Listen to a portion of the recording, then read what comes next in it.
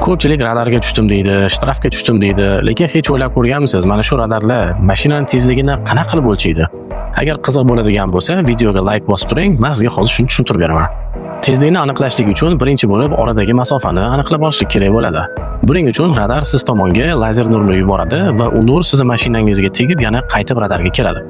Va mana shu radar lazer nuri borib kelishiga ketgan vaqt hisoblaydi. Masalan, 0.4 mikrosekund.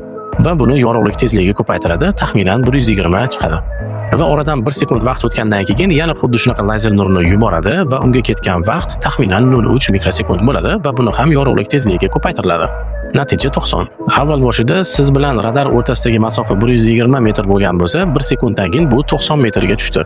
Ya'ni 1 sekundda siz 30 metr masofa bosib o'tdingiz. Endi buni hisoblashlik uchun 1 sekundda siz 30 metr masofa bossangiz, 1 soatda qancha masofa bosib o'tasiz? Shuni endi oddiy arifmetikaga qo'yadigan bo'lsak, soatni endi sekundlarga aylantirib olamiz, 3600 bo'ladi. Va 30 ni 3600 ga ko'paytiramiz. Taxminan 108 ming chiqadi. Ya'ni 108 ming metr bu. Endi buni kilometrga aylantiradigan bo'lsak, 108 kilometr. Demak, siz 1 soatda 108 kilometr masofani bosib o'tishligingiz mumkin ekan shu tezlikda. Demak, sizning hozirgi tezligingiz 108. Texnologiya va IT sohasi sizga qiziq bo'ladigan bo'lsa, mana sahifamga obuna bo'ling. Bunaqangi ma'lumotlar bizda hali juda ko'p.